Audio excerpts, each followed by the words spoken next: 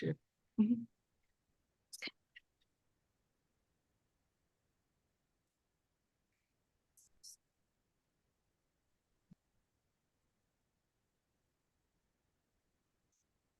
President Tomorito, we are streaming.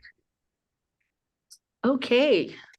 Thank you, everyone, for being here, and I will now call this meeting to order.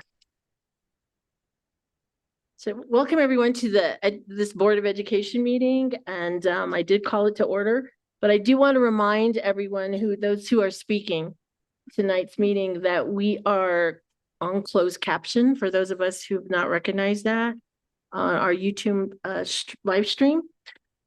So if you're speaking, just speak clearly and enough so that the closed caption can read you. So let's all stand for the Pledge of Allegiance.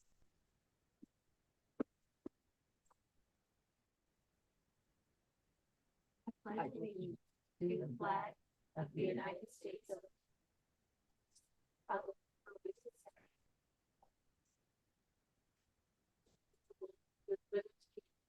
For all.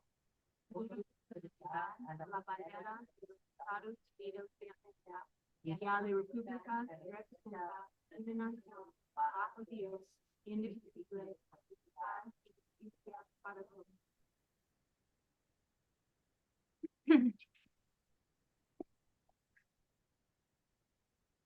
And now we'll give an acknowledgement of our tribal lands. We gratefully acknowledge the Native peoples of whose homelands we gather, as well as diverse and vibrant Native communities who make their home here today. And we will have a moment of silence for those who have given their lives of service for our country.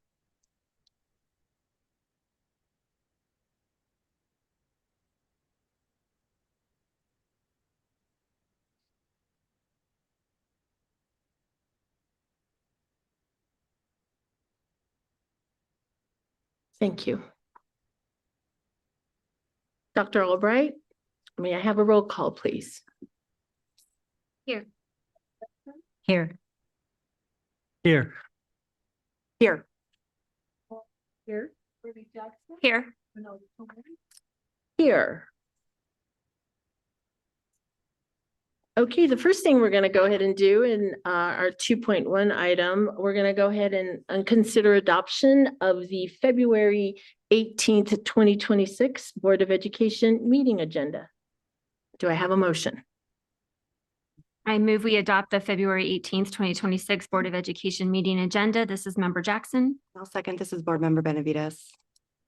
Board Member Jackson motioned to adopt today's meeting agenda, and Board Member Benavides second. Can I have a roll call? Janelle Estorga, Yes. Rebecca Betson, Yes. Joshua Martinez, Yes. Benavides. Yes. Raikia Bowman. Yes. Courtney Jackson. Yes. Ronaldo Tomorito. Yes. All right, the motion carries, and we'll go ahead and get into our minutes approval. And we can consider adoption of the minutes from the Board of Education meeting on February 4th, 2026. And do I have a motion? I move that we consider approving the minutes from the Board of Education meeting on February 4th, 2026. This is Board Member Benavides. A second by Board Member Martinez. Board Member Benavides made the motion, and it was seconded by Board Member Martinez. Dr. Albright, can we have a vote, please? Janelle Estorga, Yes. Rebecca Betson. Yes. Joshua Martinez. Yes. Heather Benavides. Yes. Raikia Bowman. Yes. Courtney Jackson. Yes. Ronaldo Tomorito. Yes. And now we're going to get on to the great part of this meeting, and it's called our public forum. And so let me go ahead and hand this over to our Board Secretary, Benavides. And will you please share our instructions? Sure will. Thank you, President. Welcome to our public forum guests. When you signed up to speak, you were asked to review rules and expectations, which our presiding officer will enforce. The New Mexico Open Meetings Act requires that our agendas specify in advance the items that will be discussed and voted on during the meeting. Therefore, public forum isn't a dialogue among speakers and board members, but rather a chance to hear from our community. We will call participants to speak in the order they signed up, whether in person or virtually. Those here with us tonight will be asked to come to the microphone in the back of the room where their name will be called, when their name is called. Online guests will stay in a virtual waiting room until it is their turn to speak. We have set aside 45 minutes for public forum. If there are 22 or fewer speakers, you will each have 2 minutes to speak. Otherwise, you will have 1 minute. Tonight, we have 13 speakers. Once your time is up, you will be asked to quickly wrap up. If you feel unable to convey your message, you may email boarded@aps.edu. In addition, for those of you here tonight, a representative from our service center is here to assist you if necessary. Thank you, Board. Our first speaker this evening is in the room, and it is Mario Rico, followed by Janet Sayers. You'll have 2 minutes once you begin speaking. Thank you, board members, for the opportunity to speak today. My name is Reverend Mario Rico. The student ICE protests are concerning not only to me, but to the majority of the community in Albuquerque and throughout New Mexico. Albuquerque is the 20th most dangerous city. Students of any age are not safe on the sidewalks of Albuquerque.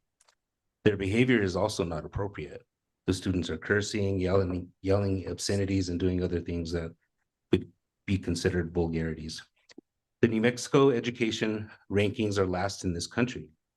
I understand that political pressures may have you allowing this behavior under the guise of the First Amendment. However, that is an inappropriate interpretation in this case, as it involves minors. Any student under the age of 18 and in custody of a school district and environment should be in school. There are truancy laws on the books to deal with this kind of behavior. Students under 18 are minors and should not be encouraged to engage in these activities during school hours. This is disruptive to the education environment and is irresponsible. Parents should also be held accountable and responsible for this behavior. Until parental consequences are handed out for truancy, this behavior is going to repeat until tragedy occurs, unfortunately. It is also physically irresponsible for principals, educators, and school board administrators to get paid while students walk out of your educational institutions. APS receives a tremendous amount of tax dollars to educate students. However, education of math, science, reading, and civics fails at an enormous level. Civics educators, as a caveat, could hold mock protests instead inside the classrooms on school grounds in a safe environment. Otherwise, it just creates a very dangerous situation for students. There's landmark Supreme cases that have proven. Tinker versus Des Moines established that students have free speech unless it causes substantial disruption. Thank you for your time. Thank you, sir. Our next speaker is Janet Sayers, followed by Marcy May. Good evening, President Tom Morito, members of the board, Superintendent Blakey. And I'm here tonight just to comment additionally on community engagement. And I'm just so excited that I got to Zoom in last night and offer some suggestions for community engagement. And I look forward to your next meeting. But I had mentioned that going out to where the families and the parents are every day of the week, that drop off and pickup, there are hundreds of parents doing that with their kids. And they line up, typically they start lining up half an hour in advance before they start picking up their kids. So that's kind of an ability to network, so to speak. The second thing is athletic events. When you go to a football game at Milne or any of the stadiums, there's one way in for your high school. And, you know, even just being there for a half an hour saying I'm so-and-so, and I've got like board member Betson, I've got Albuquerque High, I've got Valley, and I've got Del Norte. That's an opportunity. Tonight I'll be at the Del Norte boys basketball senior night. And again, there's only one way that you get into the gym to pay, and that's an opportunity to connect at that point. Roadrunner Food Bank. I don't know how many schools have Roadrunner Food Bank pickup, but that's an opportunity to, you know, connect briefly. with families. The city councilors, they do a thing called Coffee with the Counselor. And you've got two buildings. You've got Bonifacio, you've got this building. I mean, in addition to schools, but two office buildings, you could do a coffee thing and invite families to come. But I very much look forward to this emphasis on community engagement. And thank you for your time. Thank you, ma'am. Our next speaker is Marcy May, followed by Renee Pacheco.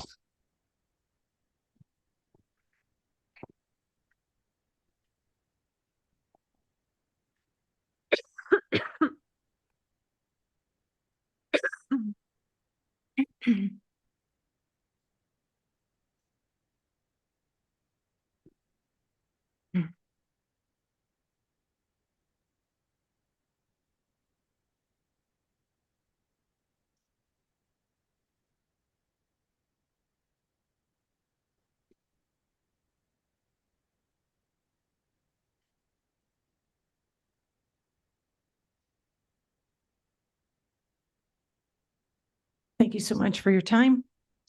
I am here to remind our board of the actual policies that APS is under.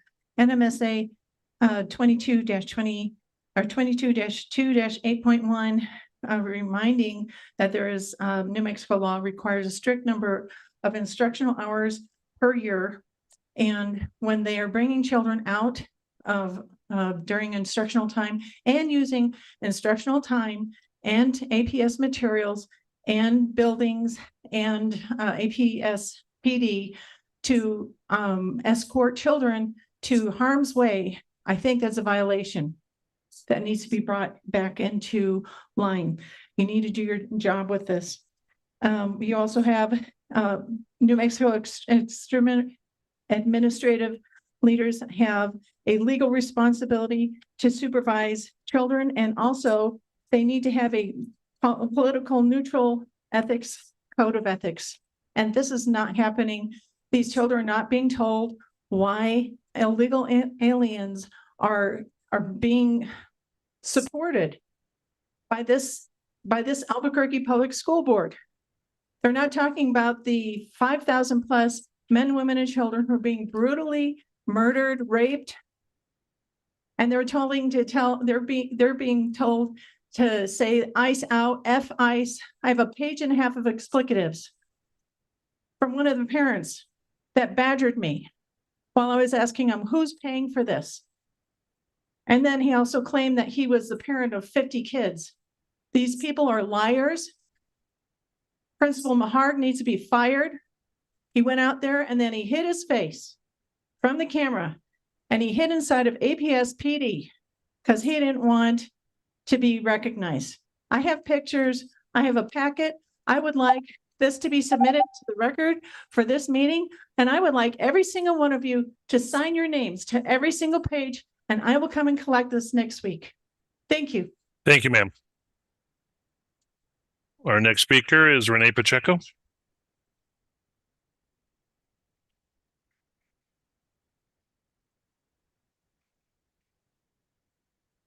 And you'll have 2 minutes once you begin speaking.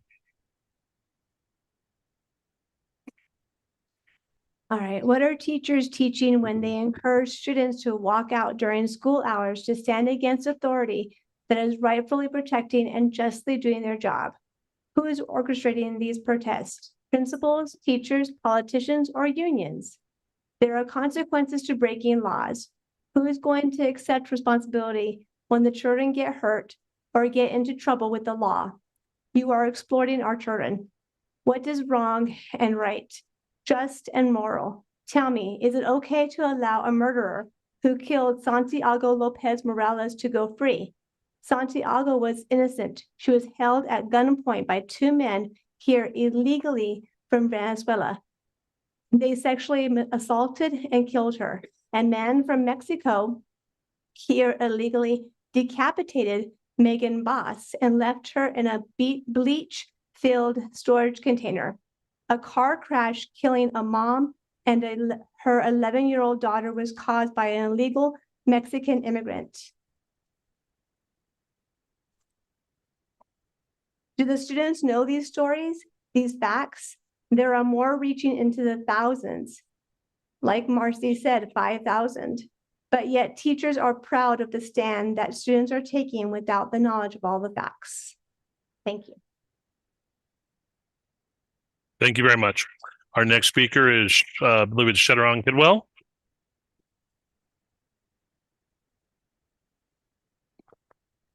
You'll have 2 minutes once you begin speaking. Good afternoon. It's visual aid night. So these are APS brand backpacks. They lasted about a week, maybe a week and a half. And right now, this district is spending more on a superintendent than we've ever spent before, but we are clearly spending as little as we can possibly get away with on backpacks, which are for the kids.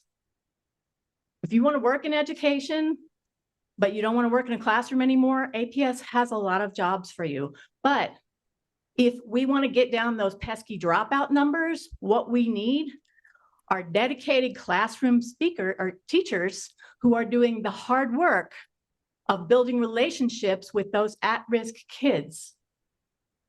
Those kids are the ones that need somebody at school who cares that they're showing up every day. And they need somebody at school who sets the expectation that they're going to continue showing up every day until they graduate.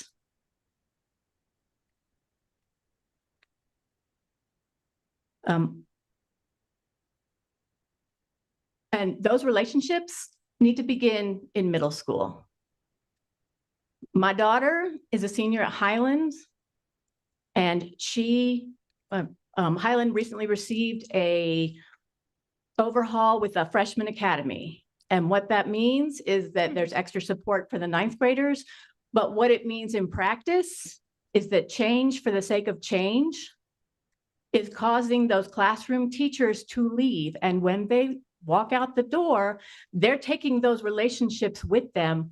And then new teachers have to be hired, and they have to start building those relationships all over again. This work is crucial to the success of those students, and I think it's undervalued. So yeah, these backpacks, they're a metaphor, and I'm going to throw them in the trash on my way out. Thank you. Thank you, ma'am.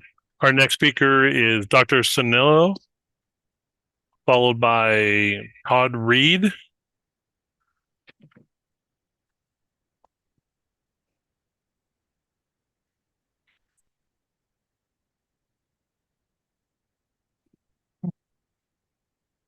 Madam President and members of the board, not only am I an alternative health doctor and minister, but waited 9 years legally to be a naturalized U.S. citizen and taxpayer. First, we the people don't hate you, but love you and want to hold you accountable for being a public servant, reminding you to serve us, the community, not the other way around, according to our U.S. New Mexico Constitution and your oath of office. Last Monday was President's Day, which was originally George Washington's birthday, but also celebrated Abraham Lincoln's birthday. The youngest elected president was John F. Kennedy at age 43, but the youngest to serve was actually Theodore Roosevelt at age 42, when McKinley was assassinated. The oldest person elected president is Donald J. Trump at age 78 and 7 months. Joe Biden, second to Trump at 78, became the first president to turn 80 years old while in office. By 2013, Platform X, then President Obama, took essentially the same position on the enforcement of immigration laws that President Trump has taken, thereby complicating, or so one would assume, the radical anti-ICE views espoused by Democrats nowadays. Obama is asked why his administration is deporting so many people and separating families. He replied, "I'm the President of the United States. I'm not the Emperor of the United States. My job is to execute laws that are passed. I have to enforce the law, even if it's tragic and heartbreaking." Could you feel the irony building here? After all, in a comment about illegal immigration, Obama admitted that he had no choice but to enforce existing laws. To do otherwise, and this surely will confuse the no kings group, would make him an emperor. If it wasn't for our first president, George Washington, USA would not be a sovereign nation of life, liberty, and pursuit of happiness. And that is faith, family, and freedom. Otherwise, USA would be under the authoritarian rulership of King George III, one world government. Thank you. May God have mercy on us. Thank you. Our next speaker is Todd Reed. Not sure if he was here, so we're going to go to Mary Herrera. And after Mary will be Ted Trujillo. Thank you, ma'am. Good evening, school board members, Madam Chair and Superintendent. Why do students from a charter middle school in Albuquerque protest ICE when they could protest outside the group home of a teen in Albuquerque, New Mexico, who in January of this year found herself going through trauma and stress instead of finding hope? She left the property and was missing for hours. The teen was picked up by an Uber driver who allegedly told her he would get her off the streets and take her to a hotel. The lawsuit states he drugged her and then raped her. He then took her back to the group home where workers locked her out as a form of punishment for leaving. Isn't this reason for quote unquote fellow teens to protest outside this group home? Protest peacefully to draw attention to the wrongful crimes committed against this teen? This will mark her for the rest of her life. What about this reality happening in our city, Albuquerque, New Mexico? Why aren't teens focusing their attention on this brutality against this teen? This symbolizes many teens who are brutally assaulted but not reported in our community. Where are the teens, young people who want to be a part of a bigger picture, a cause, exercise their right to free speech, the right to protest peacefully? Thank you for this public forum where we have an opportunity to speak out. Thank you for listening. Thank you, ma'am. Our next speaker is Ted Trujillo. Will be followed by Stuart Ingham. You'll have 2 minutes once you begin speaking, sir. Okay, greeting APS board. And I just want to say thank you for serving in your position. This is the first time I've ever addressing this governing board. Just want to let you know that I am a son of a parent. I should say I'm a son of a parent of a legal immigration. I also have a grandparent, a student that attends APS. I am a military veteran, all right? I live in District 1, and most of all, I am a very concerned taxpayer. Okay, and I'm truly grateful for the privilege to live in such a country like this in America, where citizens can hold their elected officials such as you accountable. And the reason for expressing my concern is that APS is allowing their students to miss time during their class instruction to protest ICE, which is an authorized federal government agency to do what it's been legally called to do, and that is to enforce immigration law. And what I see very disturbing is that these student protests is being carried out by students in whom I believe have no idea of what and why they are protesting against. Because if they did, they would know that all ICE is doing is enforcing immigration laws that are being made by Congress to remove those who have been broken or have broken immigration law by coming into the United States in a legal manner. Now I want to summarize what Congress states on this. It says unauthorized immigrants and non-citizens who generally have entered the United States without inspection, overstayed a period of lawful admission, or violated the terms of admission. Congress has a long-standing interest in the unauthorized population. So my bottom line is I just say that let's stop these protests because it teaches students that it's okay to break the law. Just because one might feel it's wrong. I know that APS has rules in place that are enforced, and when the law is broken, the lawbreaker is dealt in appropriate manner regardless of the feeling. I just want to say thank you for the attention in this matter. Thank you, sir.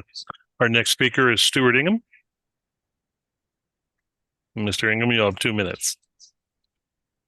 Madam Chair, board members, and superintendent, my name's Stuart Ingham.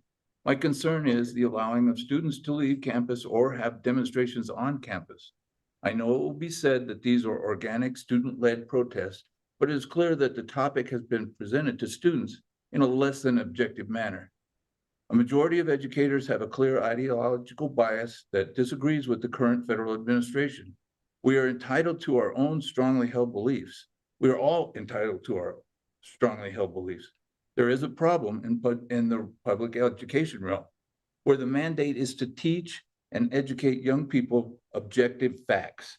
I understand how difficult it is to avoid using the influence a teacher has on to relate to a student his or her strongly held beliefs.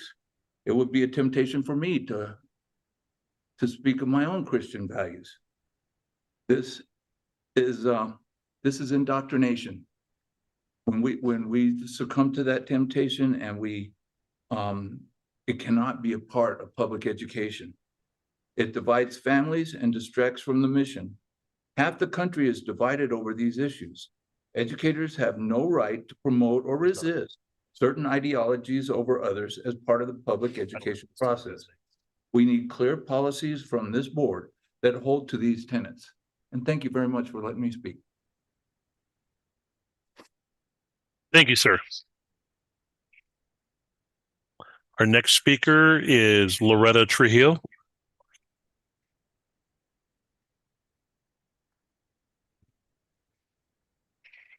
Oh, I'm sorry. Loretta is on Zoom. Let me bring her in.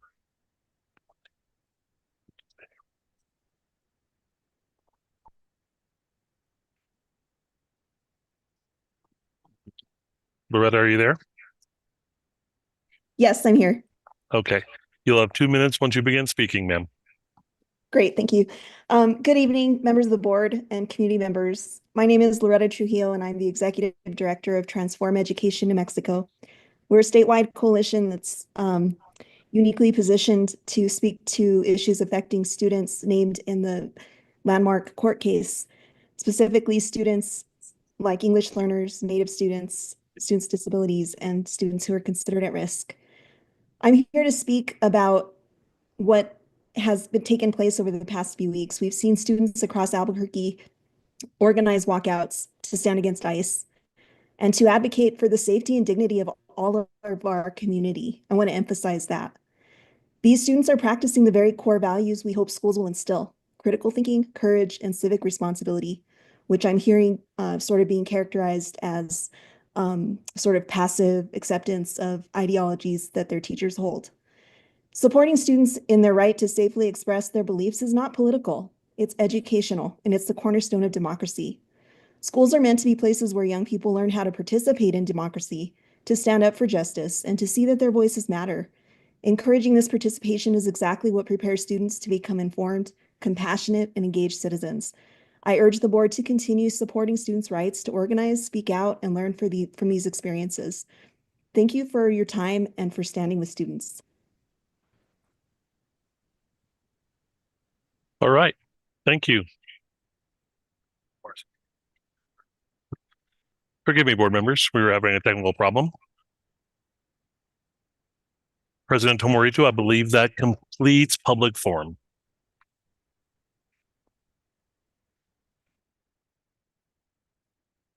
Thank you.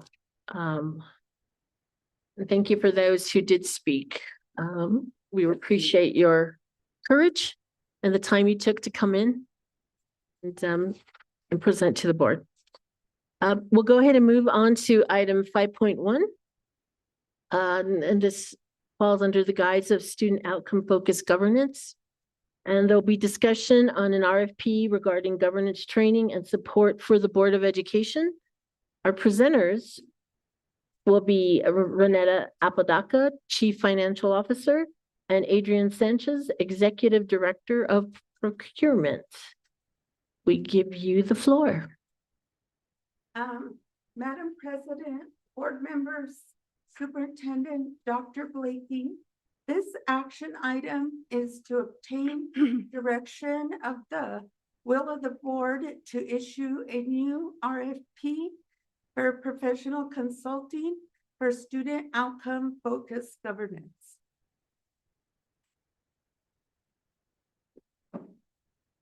Thank you. What we'll go ahead and do is open this up. Do you also have a presentation? No? Open this up to the board for discussion. I don't know if anyone here wants to address our two presenters concerning the RFP, but I'll open the floor.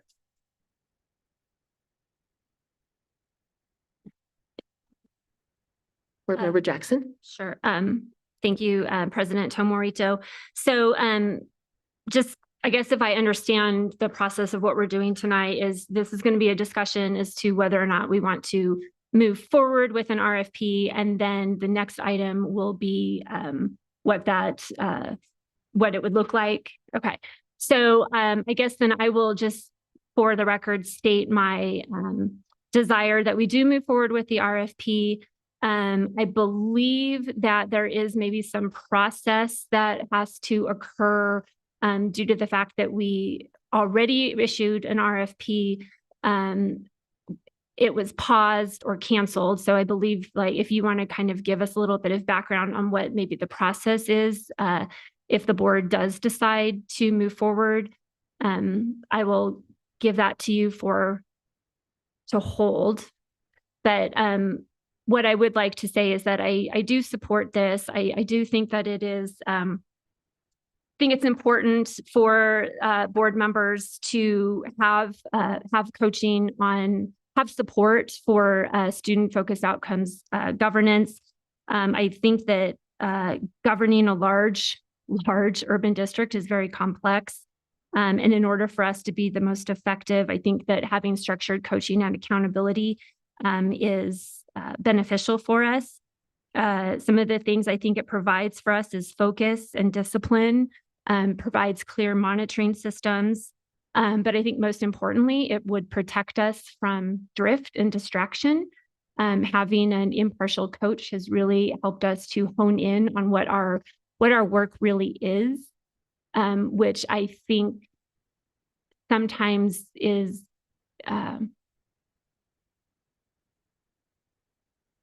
sometimes the greater community is not fully aware of what the work of the board is, and having a coach there that could help us to hone that discussion, I think is always very critical.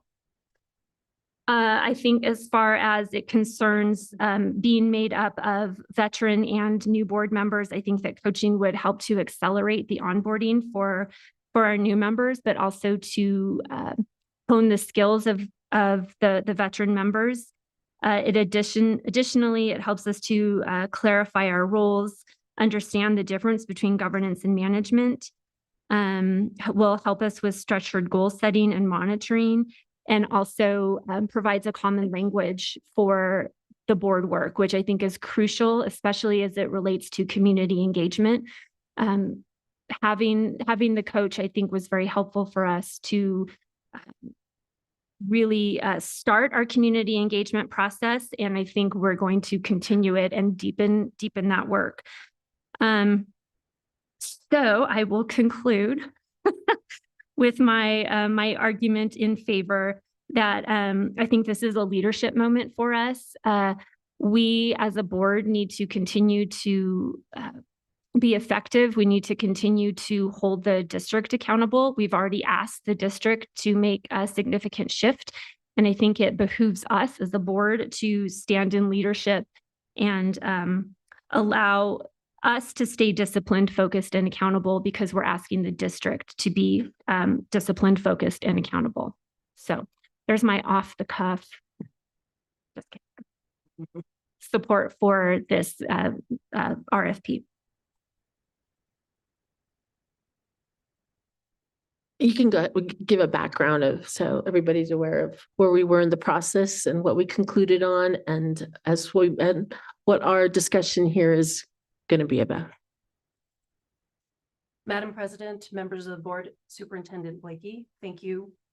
The guidance that I would provide in overseeing this RFP process is that the issuance of a brand new RFP would need to be done, because the previous board members sat in on the evaluation committee and those people are no longer here. If you were to resume as the new evaluation committee, a new RFP would need to be issued. That would involve creating a new scope of work and new evaluation criteria based on the information that the group comes together on. The timeline for an RFP as reference, and this is general, would be around 61 days.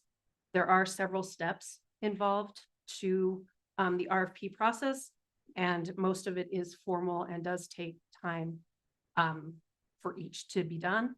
The other issue is that as an evaluation committee, you would need to meet together to discuss the material in the RFP.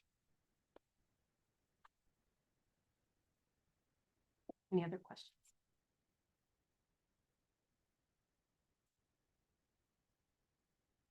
Does anyone have any other questions? Or do you understand a little bit? Do you guys, or do you need more understanding?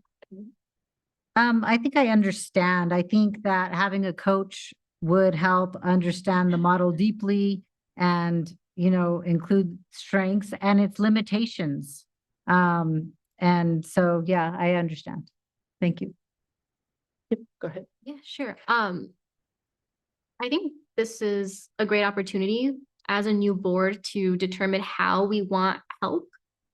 Student outcomes focused governance has been interesting to learn, especially as a new board member kind of getting thrown into SOFG. So I did find my coaches to be beneficial when it came to understanding the framework and my role as a board member.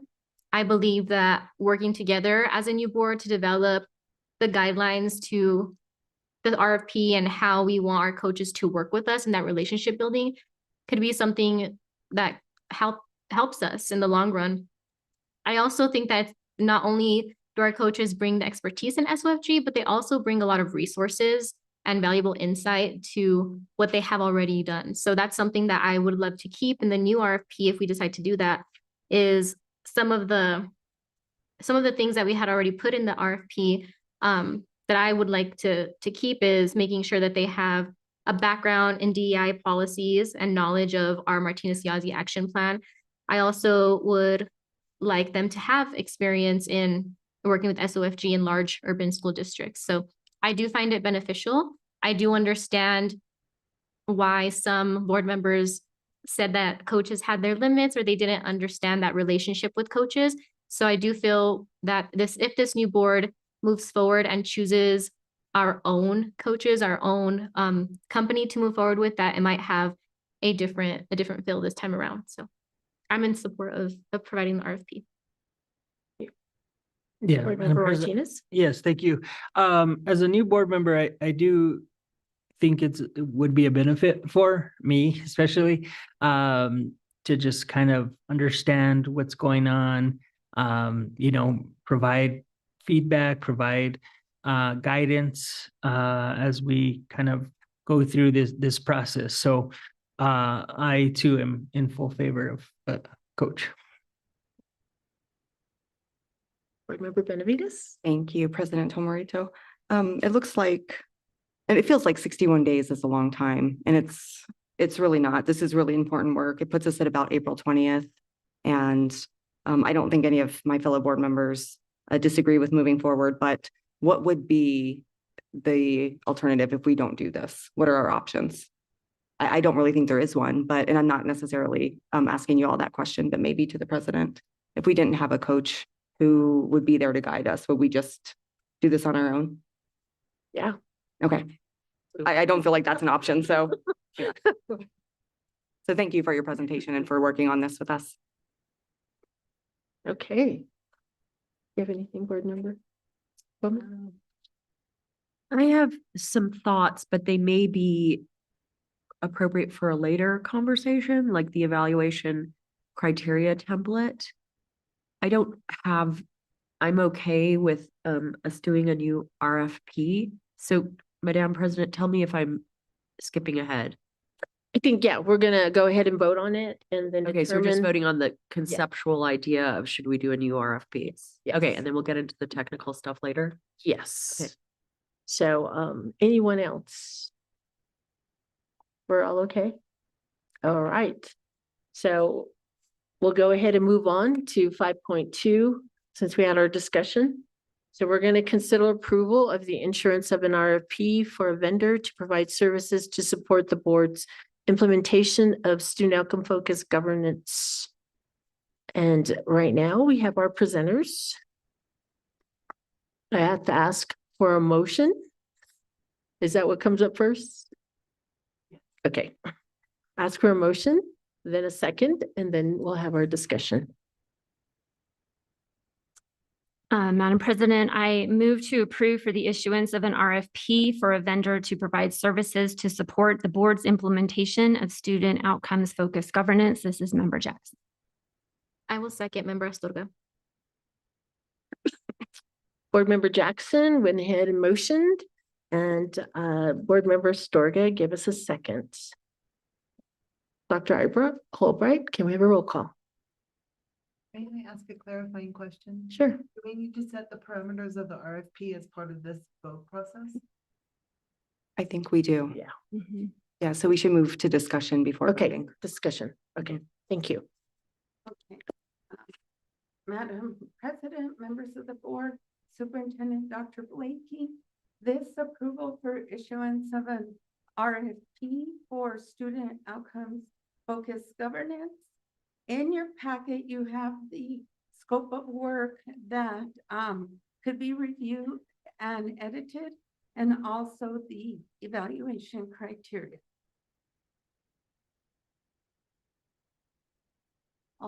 Also for review and edit.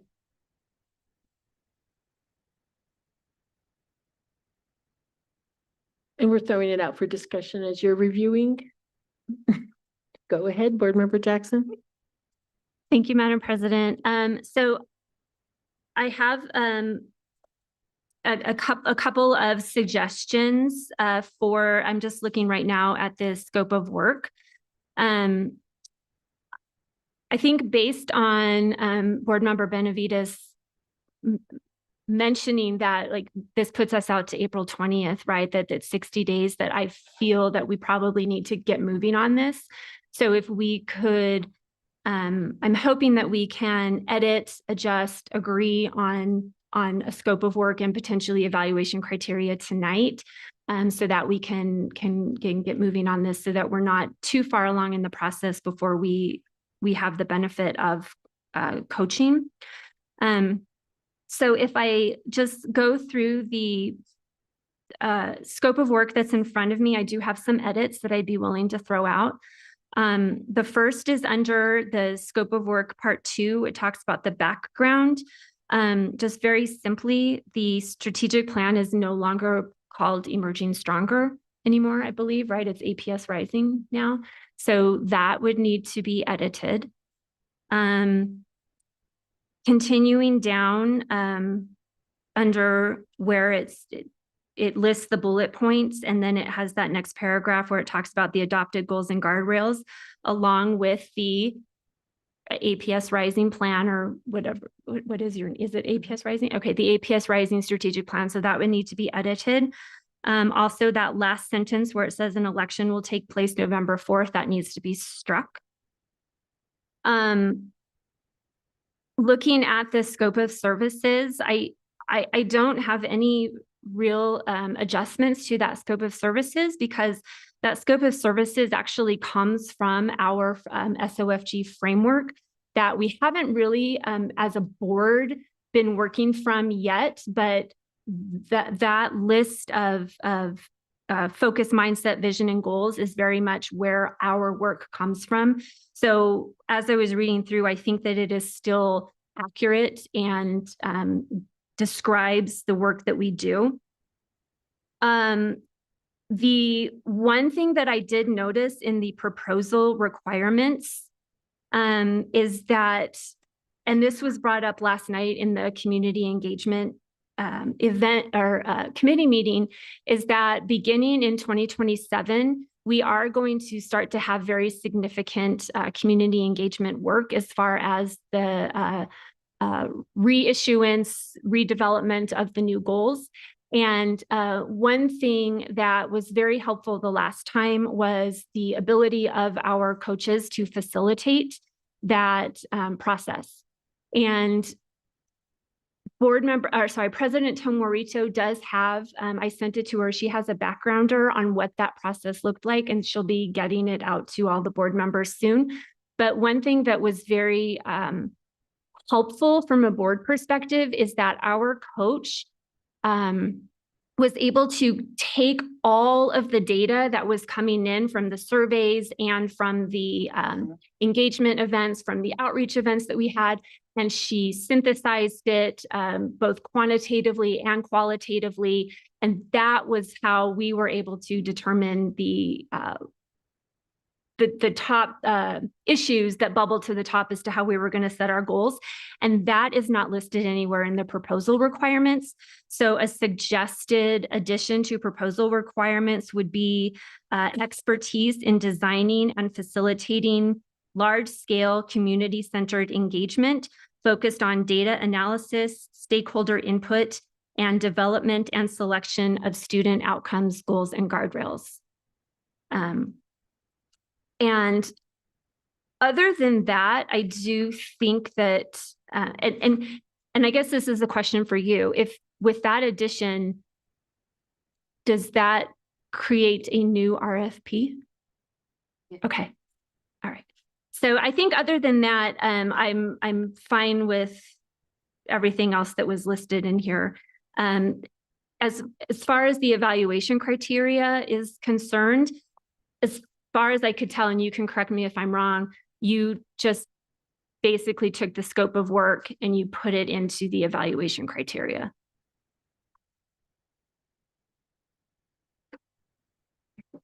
Madam President, members of the board, Superintendent Blakey.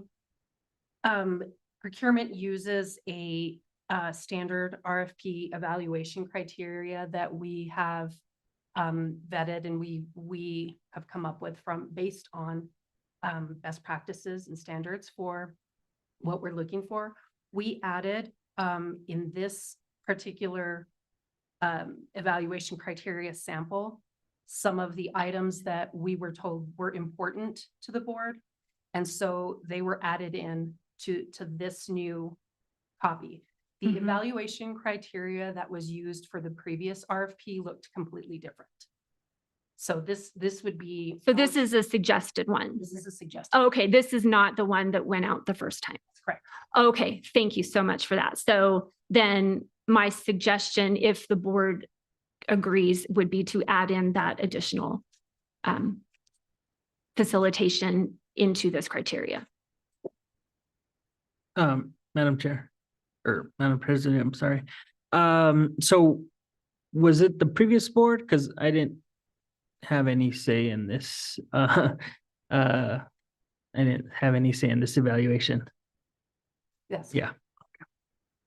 And so do we have time as new board members to include any feedback? Yes. Okay, sure. Thank you. Okay, Madam President, may I make a technical point? Or how do we do this? I want to make a procedural point. Yes, go ahead. Okay, so I am totally comfortable with us doing a new RFP. I actually feel like we need more time, not less time. And I like the idea that we have 15 days for board members to look at the statement of work and evaluation criteria. So I personally am not very comfortable with doing all of this tonight. I have, some I have detailed comments on the evaluation criteria and the scope of work, and I would prefer that we kept the 15 days that is indicated in the proposed timeline that's here. Okay. I agree with Board Member Bowman that I would like some more time to look over it and look at the history of the last RFP and really, I'm sorry, I didn't look at it this week and I should have. And I had some family stuff going on, so I apologize. But I would like some more time to look at it if we feel like we can have the time. Okay. It would be great if the staff could give us like a briefing on the last round before our next 15 days. Like, So sometime between now and the next 15 days, if we could get a briefing on the old RFP. I think what was stated, I guess, go ahead, Board Member Benavides, and talk, you stated if we do now, it will be April. Well, I was basing that off of the 61 days from today, but that does include the 15 days. It does. Yes. Okay. Okay. Okay. That's what I was gonna ask. Any other questions, Board Member Astorga? No questions. No questions? Another counter question? No, I don't have a counter question. I appreciate the desire to want to have more time. I understand that. I will make the point again that we had these documents and had the opportunity to ask our questions, and we had this information, and could have brought suggested revisions to the table tonight, because we've had the opportunity to review this. As far as wanting to know kind of how the process happened the first time, I'm happy to have that discussion now from my perspective as a board member. You know, if I guess there needs to be a very clear process. And I was under the impression that the process was we had these documents 2 weeks ago, we had a chance to review them, and that we were coming to the table tonight to have this discussion. So if that's not what we're going to do, then we need to leave here tonight with the process of what that 15 days looks like, how revisions are going to be brought back. I think the other point is that if revisions are going to be brought back, this actually pushes us to another meeting, because this whole RFP has to be approved by the full board. So I guess the most important question now is how important is it to us as board members to move forward on our leadership responsibilities of governing this board effectively? Madam President, may I say something? Yes. Okay.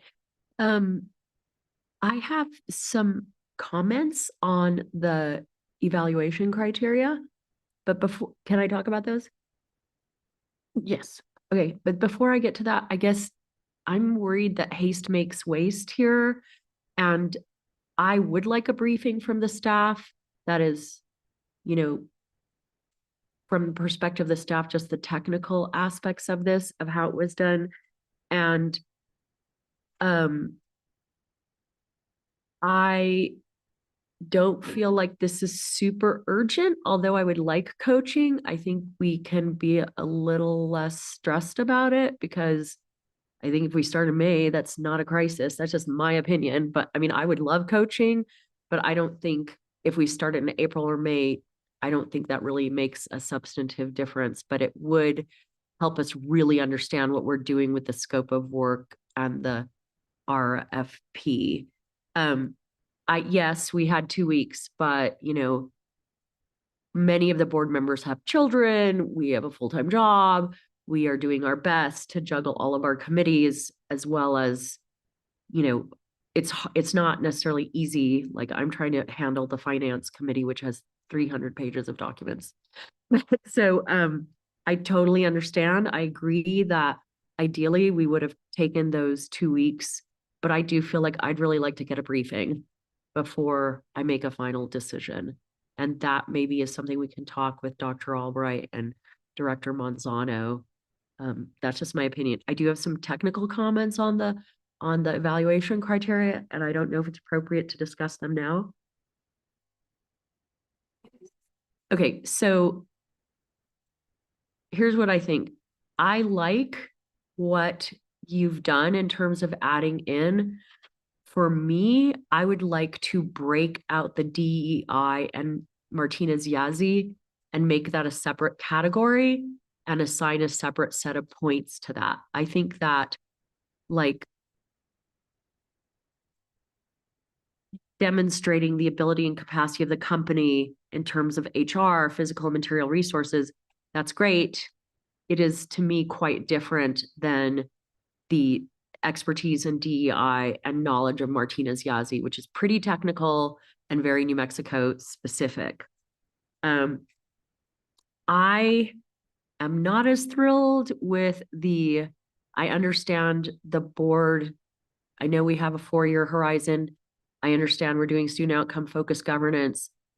I am not in love with that, but for the sake of continuity and for the sake of supporting the superintendent, I'm willing to go along with that. But I just want to register that the great city, I don't love it. And I also am not sure we have to have 3 large urban school districts.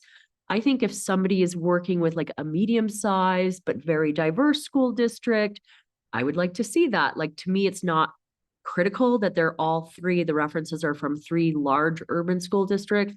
I think if somebody has great experience with a smaller school district that is highly diverse or high income distribution, I would be interested in that.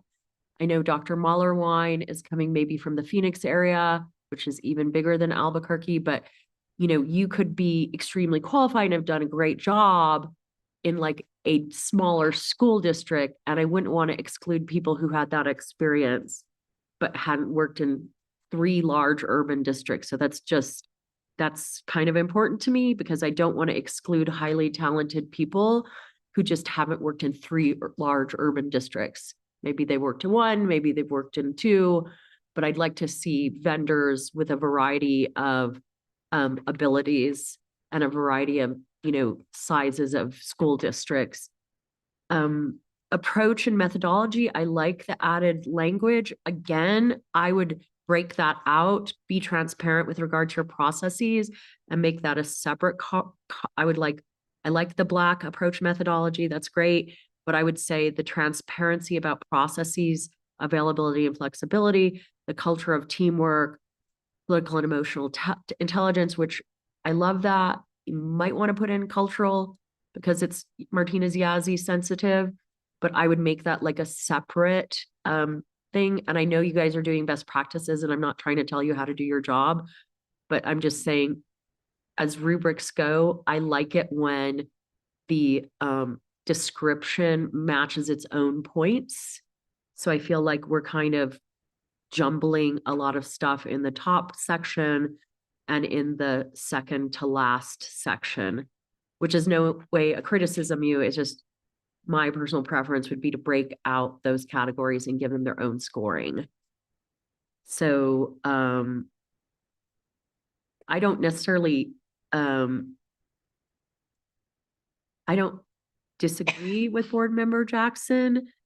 I just do think that I would like to have a briefing, and I would like to know from the staff what they think happened in the last RFP and sort of what went well in the process and what went badly in the process. Like, could we do better? Like, in the opinion of the staff who, have the highest level of continuity here.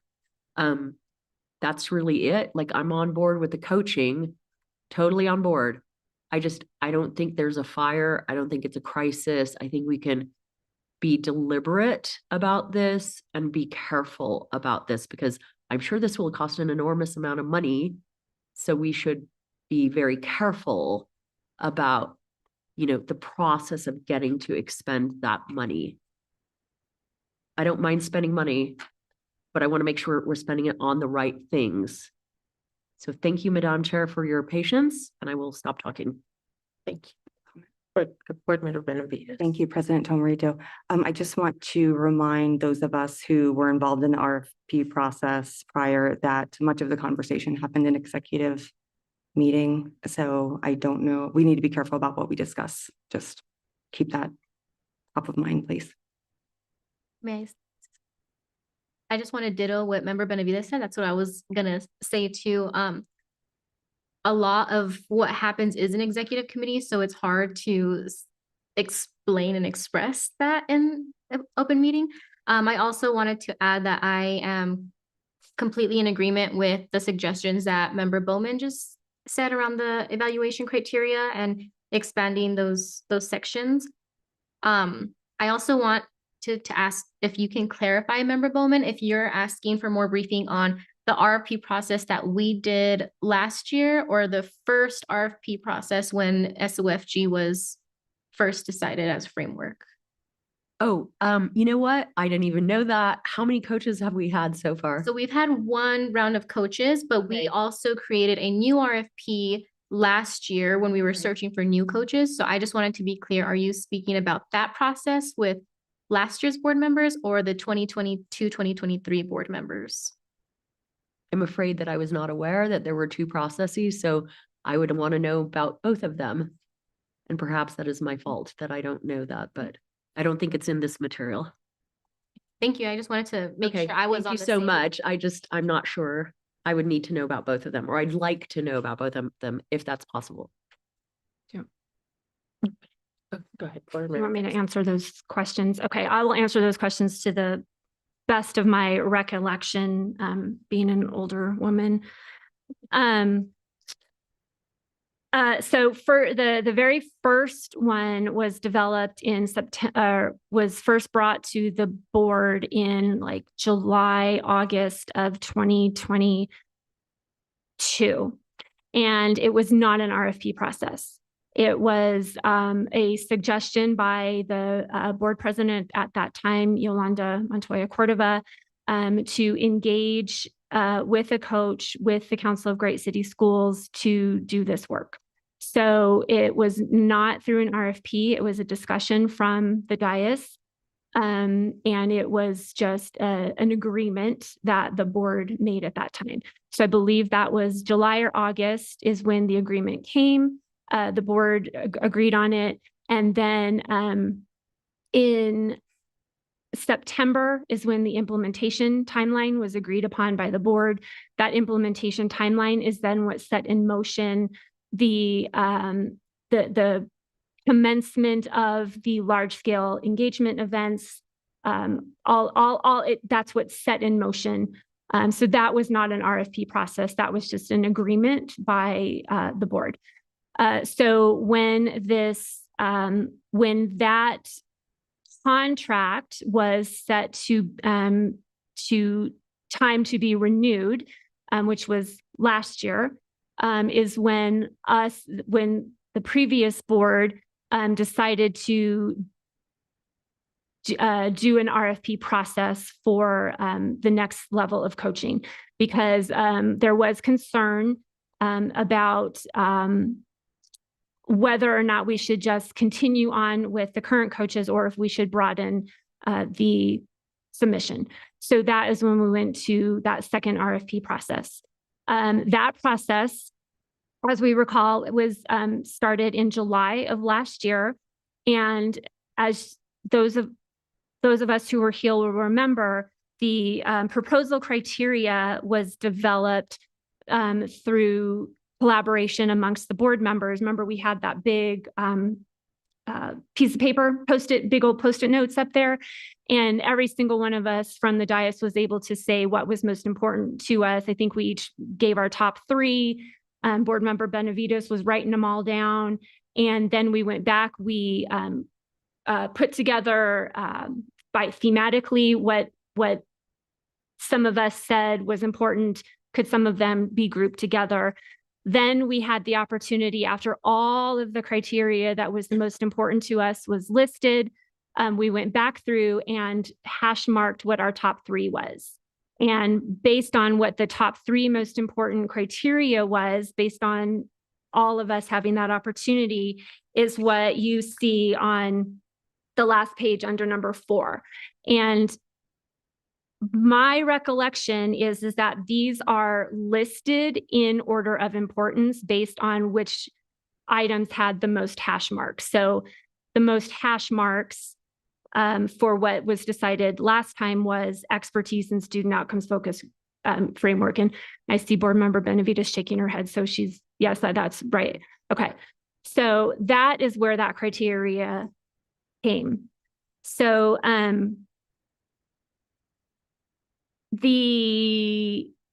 I think the reason that the RFP was paused and is going to have to be canceled or is canceled is because, well, I don't even really remember why it was. The election.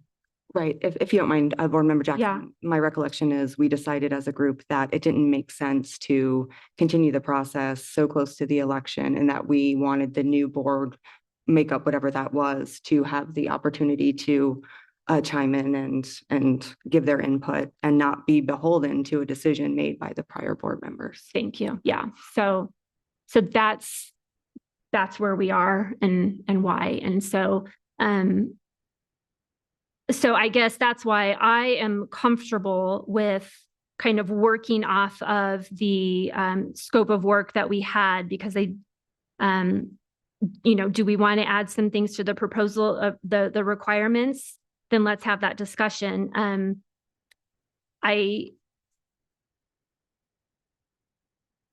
Well, I'll stop there for a sec. I will just say thank you for that background, and it gave me clarity too on that first round and how that happened. I will also say that I would love to have those discussions now, so we can move this process forward, but I also understand the need to wait, just because as a new board member, it's a lot to take in. The reason I'm comfortable with moving forward and editing this specific document is basically kind of what Member Jackson said. This was written with additions from the previous board, who did have already a kind of mindset and knowledge of what SOFG looked like within this board and what they wanted to see change. So I feel like that expertise we should also hold in these documents and understand a little bit of what the last board was thinking when we wrote this together. But yeah, I just wanted to say I'm comfortable with that, and I would love to hear what the new board members thought about any additions, if they have any, or edits. Okay, anybody else right now? Board Member Benavides, did you want to say anything? I actually do have a recommendation for an edit to the scope of work, but I also wanted to say that, and this just occurred to me right now as I was responding to Board Member Jackson, we are doing this now in the spirit of giving the new board members the time they need to understand the process and to give their input. And so by rushing it through this meeting, which I do feel like it would be rushed, and I understand that we should be prepared, but by rushing it, we are actually eliminating or diminishing their voice in this. And I think that, and I'm sorry to put you all on the spot, but to the three new board members, how do you feel about doing this? I know how Board Member Bowman feels, but how do the two of you feel about doing this now, as opposed to giving all of us some time to review it and provide substantive input within a very strict timeline? Okay, can I make one point following up on Board Member Jackson before the other two comment? Sure. So what I just heard from Member Jackson, it is fantastic that you guys listed the ideas that were important to you, and then the good ones floated to the top. But because we have a new board composition, I wouldn't have known about that if we hadn't just had that conversation with Board Member Astorga and Board Member Jackson. But I am confident that with this board, we're going to get different hash marks and different priorities. And I'm not sure we can do that tonight. Like, that's going to require, weighted voting. And it's, I'm sure, slightly technical. I would put Martinez Yazzie at the absolute top, but that's my opinion. And I just don't think we can do that tonight.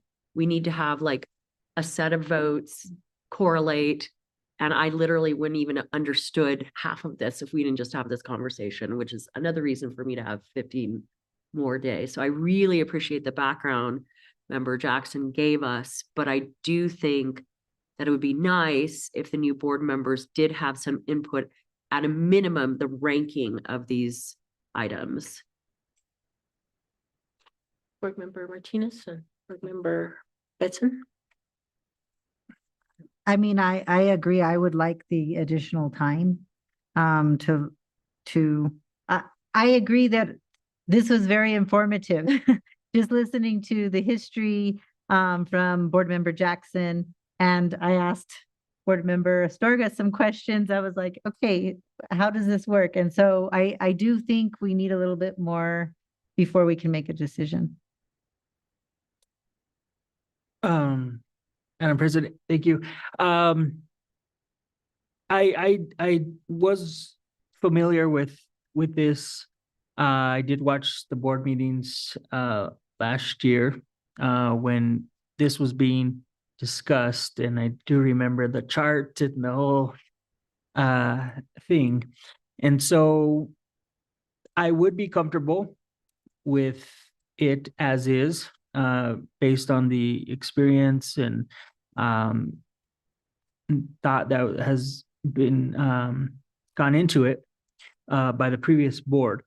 I do also understand, that we have some new board members and it can be different. My question would be how, if there is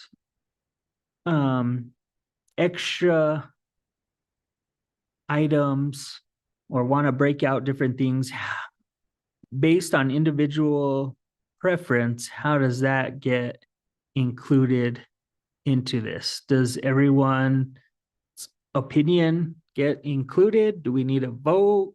How does that work? I think last time you were sitting here and you were taking in some of the feedback when we were in our own executive session. And then that's how we responded to make, you tallied all of those personal comments. And then we then did a formal way of acknowledging, okay, is this what we want? Do we all agree on this? But it was done in executive session. Yes, President, Member Martinez, we could speak and the team can speak to how the actual process works once the criteria is set. So because it's an RFP, the criteria then is posted for vendors to apply. And I think what you're asking about is then what's the process after that? It is an executive session. All of the board members get packets of whoever submitted. And you all go through the evaluation criteria individually to essentially rate each of the vendors. And then our procurement team walk you through the RFP, and that is what is in executive session. So this criteria isn't selecting the vendors. This criteria is used as you do your evaluations of them individually, and then you meet as a group to talk about your evaluation. Understood, Madam President, if I could.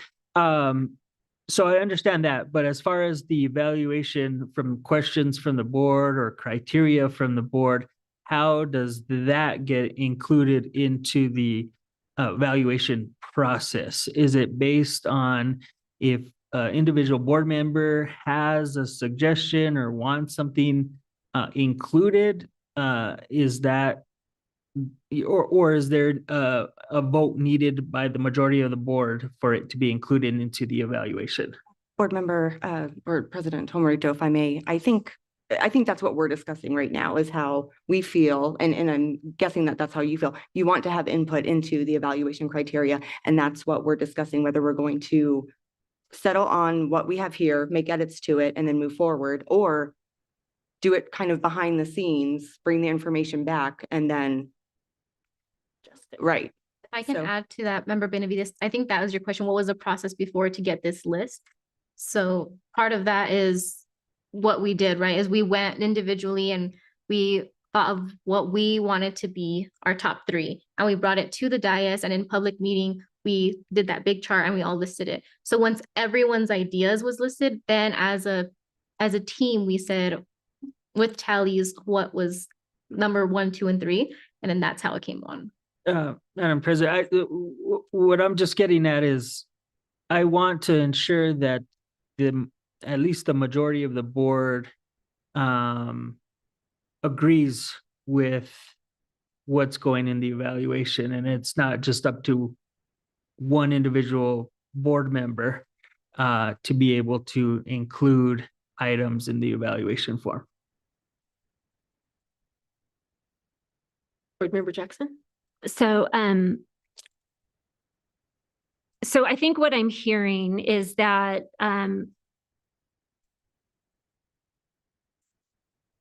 we probably aren't ready to move on this document tonight. So a suggestion that I have is that board members take this opportunity to come up with their top 3 or 4 most important criteria and send it to the executive committee. Then the executive committee can tally those and put them into a proposal into the proposal requirements. I think because what I think I'm understanding is that it's not necessarily the scope of work, the background, the scope of services, it's the proposal requirements that is really where people are wanting to have maybe a little bit more input, maybe a little bit more time. The evaluation criteria. So, my suggestion is if we can forward those to the executive committee, we could task the executive committee with putting the proposal requirements into a document. Obviously, we would want the executive committee to share it with us.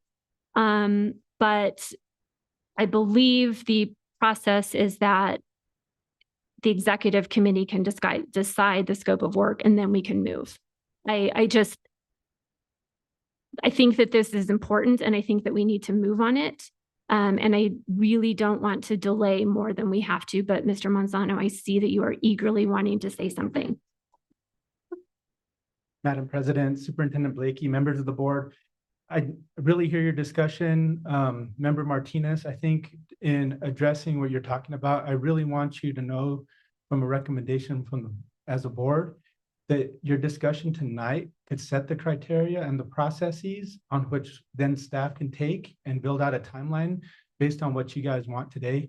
But maybe you guys aren't ready to vote on what's in front of you to move forward, but you guys could take this time to set up the parameters on what you want included, how you want to weight the criteria and voice of the board members, compile that. That way we have clear direction as board staff, how to bring this back in a month. I think we'd have to bring this back in a month because we're past the deadlines for the next meeting. So we would bring that back at the end of March. And then, so you would give us the clear direction on how you wanted to do that if you weren't ready to move forward with the vote tonight. Go ahead, board member. Thank you, President Tomorito. Is this something that we might be able to accomplish in our retreat? I know the schedule set and I don't want to change that if we don't have to, but I really liked the exercise that we did when we brought our priorities together and we wrote them on the whiteboard and checked them off and did it in a meeting where the public could see. And I think it was helpful. So I'm not saying we have to do that. It's just a suggestion. If that's what Board Member Martinez, if that's how you want your participation and your thoughts about the requirements to be presented. Madam President, I don't necessarily have any thoughts right now. My whole concern is just ensuring that the majority of the board agrees with what goes into the evaluation process, and whenever we do that, as the authority, if you will, the governing body, I just want to ensure that we all agree, or the majority of us agree with what goes into this. You have anything to say, Superintendent? No, President, members of the board, in regards to what Member Benavides asked, I mean, the agenda could be revised or extended time as well. It is really tight with what I think the president has in mind right now, but it could be extended into later hours it could be extended. Cannot stay time I have already committed, so I apologize, but I do think that the work would be beneficial to do that all together, so I would rather do that at separate time than the retreat. Thank you. I have something brief to say. I have no concern. I like the proposal requirements. I just would rank them differently. Like, they're fine. I don't have a problem with them. There's some where I would change, like references from at least 3 large urban districts. I don't care if they're 3 large urban districts. I would take small, medium, and large.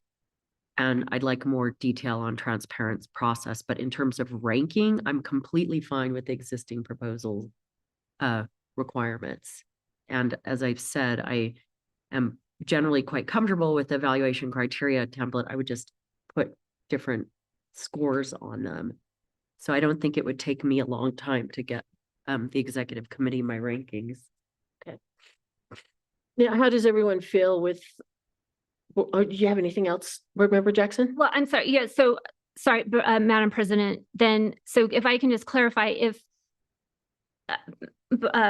Board Member Bowman, so there isn't anything in here that you have concerns about, except that you want a little bit more discussion about what transparent process means, and you would want to change large urban school districts to experience supporting SOFG implementation in school districts. Like you're saying you don't have any concerns about the proposal requirements that are here, just maybe a little bit more I have clarity. I have concerns with ranking the weight of each of them.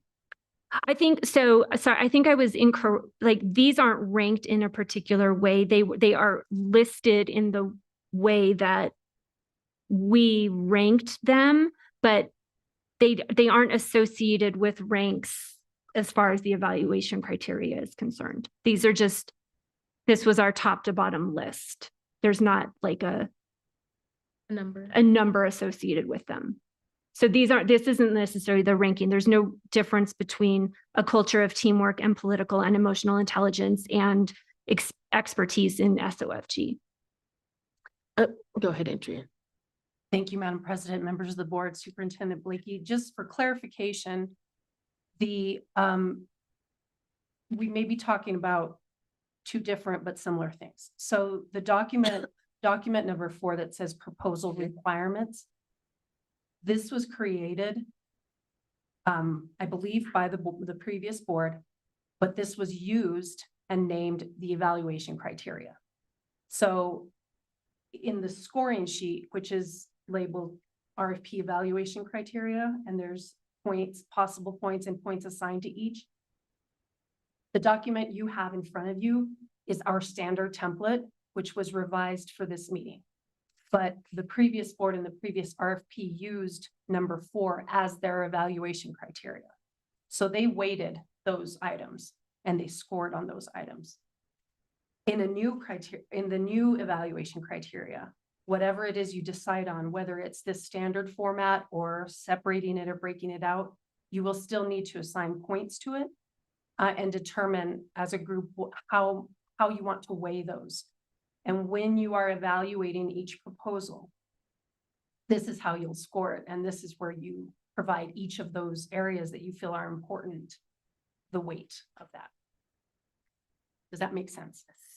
That makes a lot of sense. And to me, Madam President, yes, I think everybody should go through the evaluation criteria template and say, this is how I'd weight it. This is where I want it to be. And then we can merge them. But I don't think we can do that tonight. I think it'll take, a few days. Thank you. Anyone else?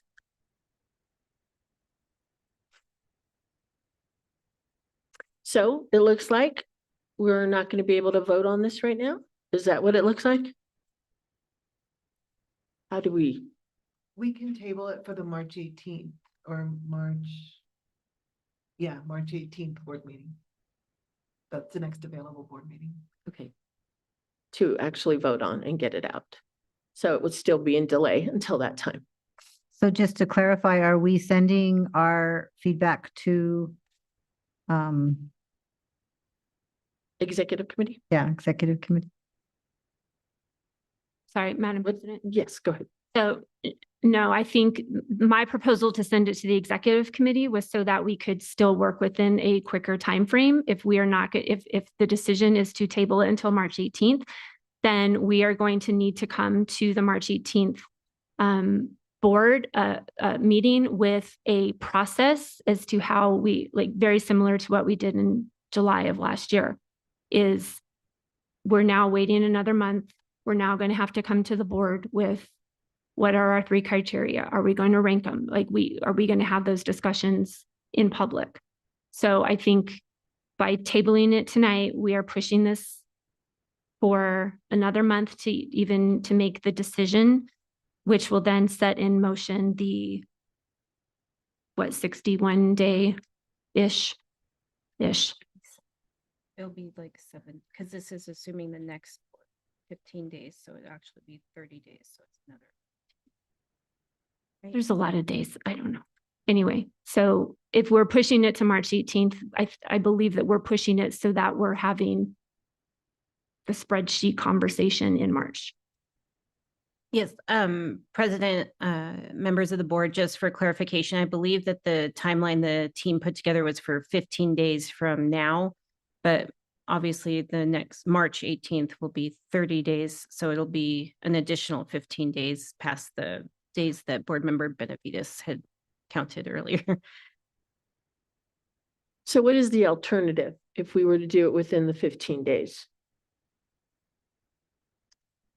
If we were to do it in the 15 days, it would have to be done outside of a regular board meeting. So I think that would take it back to board member Jackson talking about it going, that submissions go to the executive board and then they give the green light to post the RFP. Madam President, would that need a special meeting, or could we do it over email, or what? No, President and members of the board and procurement team, tell me if I'm wrong now and not after the meeting. So I think what you're asking is about like having an official vote. That's an internal board conversation. The criteria of the RFP does not necessarily need a board vote. That's what the board has decided to do, to look at it. But the actual RFP and the proposal can be done by anybody. It doesn't need a full vote. It's the evaluation criteria is what needs the RFP committee to actually determine. And so we were asking if we get it done within 15 days instead of waiting until March, that we give that duty to the executive committee to formalize, once we get your input, formalize this evaluation, and then go ahead and send it to say, it's fine, send it off. So that it doesn't require a formal meeting. I would vote. Do you agree with that? Does everybody agree with the 15 days? Can we get that done? Yes. All right. Anyone want to cast? We don't need to have a vote. So then we do need to vote to Okay. approve to start the RFP vendor process. Okay. Right? Okay. So I have one clarifying question, Madam President. So like, when we're submitting to the executive committee, should we submit what we want the template to look like? And that's what we're submitting to the executive committee, and how we would weight it, like in terms of points? Like, would be helpful. Yeah, so everybody can say, like, this is our basic template. And then I told you guys, this is how I would change it. But I would also say, this is how many points I want for this. And if everybody does that, then the executive committee can merge it. Yes. Can we, yeah, looking at. President, members of Yes. the board, I believe what member Bowman is saying is if everybody is giving the input on the same template, then it allows the executive committee to kind of look at all the scores to see if what the norm would be, so that you're not getting 7 different things. But she's, I think, suggesting that everybody review how many points and changes to the evaluation criteria, and then the executive committee can look at the similarities within that. Okay. Point of clarification. Yes. Just one more time, I'm sorry, because that confused me. So are we using this evaluation criteria template and we're using company profile, experience, and we're just reweighing them? Okay, thank you. The reason I bring that up is because I know it was said that we had used the page 4, and that was our criteria last time. So I wanted to be clear, we're not using page 4 anymore. We're sticking to the template already created for us. Thank you. Thank you. Okay, so clarification again, Dr. Albright, and So I believe we're ready for a roll call vote to proceed with this process, with the 15-day? with the whole RFP process, which includes the 15-day. Okay. Okay, so anyone want to make a motion, or how do we? I believe we already have a motion. Oh, yes, that's right. Vote. But may I ask a quick Yes, I'm question? sorry. I think that we should decide on deadlines for submitting corrections and any other information that board members feel that the executive committee needs to evaluate. 15-day deadline would be Well, our submittal, but then I know, yeah, yes. right, you're right. okay. When will we get it all in, and when will we agree to have our submittals in, and yes, go ahead. May I ask, Board President, how long does the executive committee feel like they would need to put this together so that we can give you all sufficient time to analyze everything? I think that would be the best way to. I think we could do it if we. It won't take very long No. once we get all the documentation in. Yeah. And if a board member doesn't feel that they have anything they want to change, then that's fine. But I propose, and I don't know if I need a motion to do this, but I propose everybody get their edits in a week, 7 days, next Wednesday. By close of business. I agree, no motion for that. Okay. You don't need a motion? No. we don't. Okay. So we'll have a week to get any changes you want to make or add-ins. So we have until close. 5 p.m. on February 25th. Okay. And do we just send it to the president or to all of Secretary? secretary? Is that okay? Yes, that's Okay, yes. To avoid a bullying, would it be better to send it to staff? I think so. Okay. So if you send it to Daniel, he can get it to the executive. Oh, yes, Okay. that would work. Send it in, yeah. Okay. Anything else? Okay, so we have a week. We're ready for a roll call then. Okay. Janelle Estarga, Yes. Rebecca Benson, Yes. Joshua Martinez. Yes. Heather Benavides. Yes.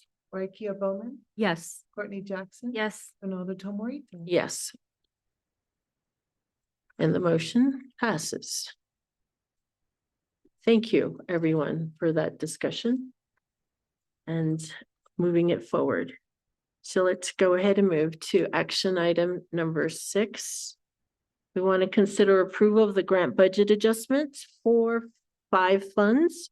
Presenters Renette Apodaca, Chief Financial Officer, and Mahalia Marin, Senior Director of Grant Management.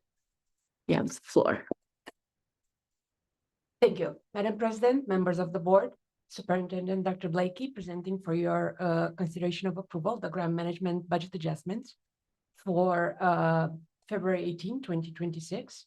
We have, this is a recurring item on the board agenda.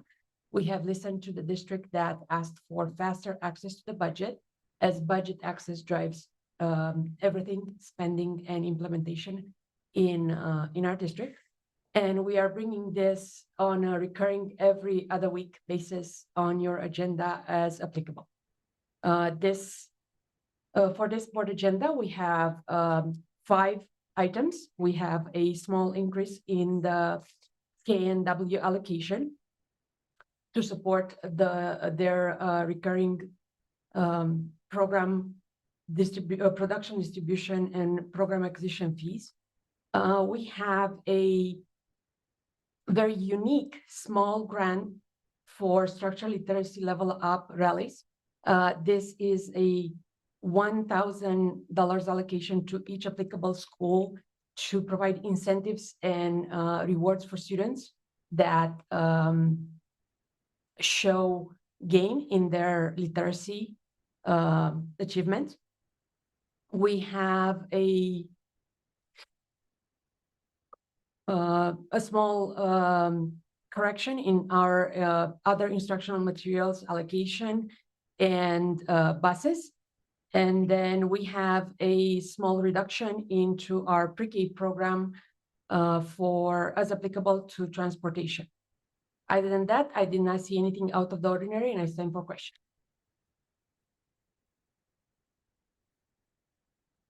Any questions? No? Okay, no questions. So we'll go ahead and ask for a motion. I move that we approve or we consider approval of grant budget adjustments for 5 funds, KANW school buses, structured literacy level up rallies, PSAT, NMSQT, pre-K, and pre-K. This is Board Member Benavides. Oh, second, Board Member Martinez. Board Member Benavides motioned and Board Member Martinez also second. Is there any more discussion? Nope. So let's go ahead and call for a vote. Janelle Estorga, Yes. Rebecca Betson, Yes. Joshua Martinez. Yes. Heather Benavides. Yes. Roykia Bowman, Yes. Courtney Jackson. Yes. Ronaldo Tomorito. Yes.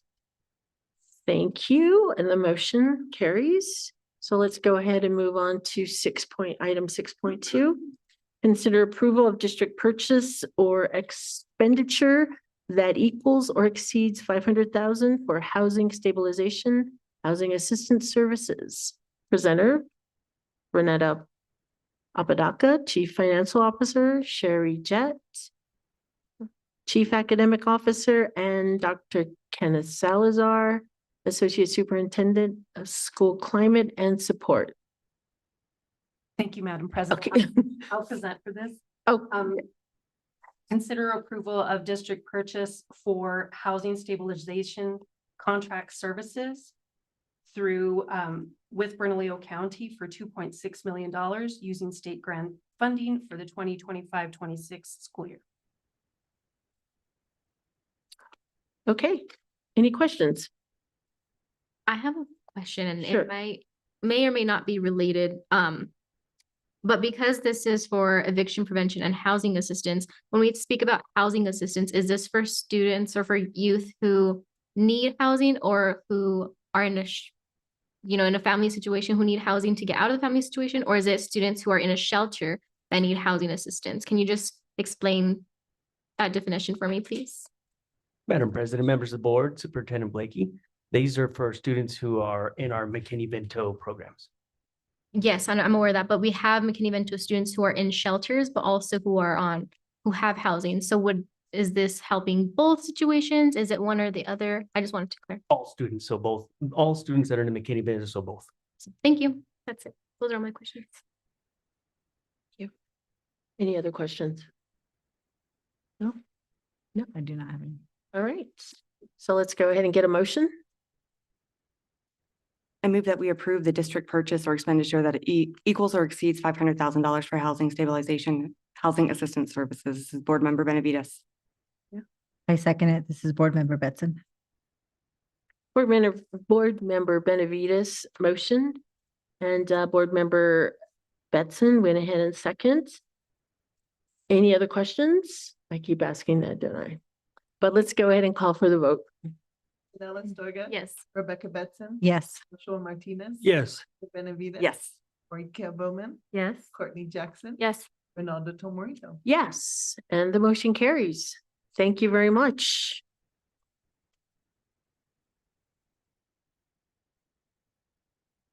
Well, now we're down to item number 7, and that's the president's report. Just want to thank everyone here on our board for all the work they're doing and about to do. I know that we've been working very hard. And also just thank you for the discussions and coming forward. And then also thank you for our first standing committee community meeting we had the other night.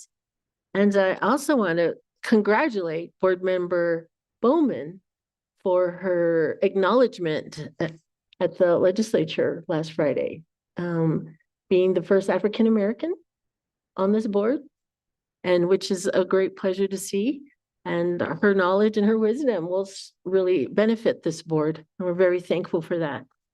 Another thing I just want to talk about, and I know that the public forum can get a little tense, but just know that we heard and we understand and that we are going to do what we need to. But I also know that we do, as a district, have represented a key voice in supporting kids and supporting our students. So we also ask that if you have any questions, to please seek out student services. If you want to know more about where we stand and what's going on, they are very capable of answering those questions for you. Another thing is to also remember that they are a good source for families, and we also support them in anything they're doing, and it helps us to help you understand what the district is doing. I know there are a couple of things, and we're very grateful for some of the public comments.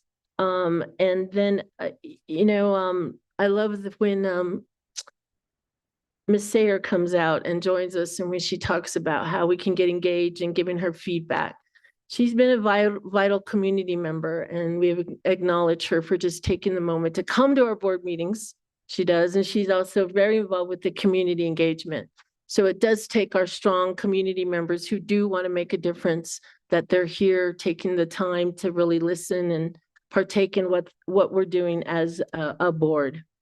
Also, thank you to the two sides that were represented during these parent walkouts. There are always two sides, and sometimes we do want to always open up ourselves to the other side of the coin and just listen carefully to what is going on, because it does create the balance we need in order to do the work we're doing.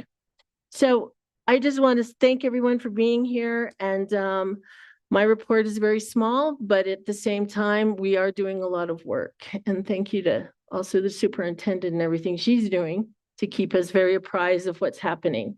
And to the staff, we have a very hardworking staff. Anytime we go to the New Mexico School Board Association, people are amazed that we have our own staff. But we do represent a huge number of students, and we are very grateful for that staff and everything they do.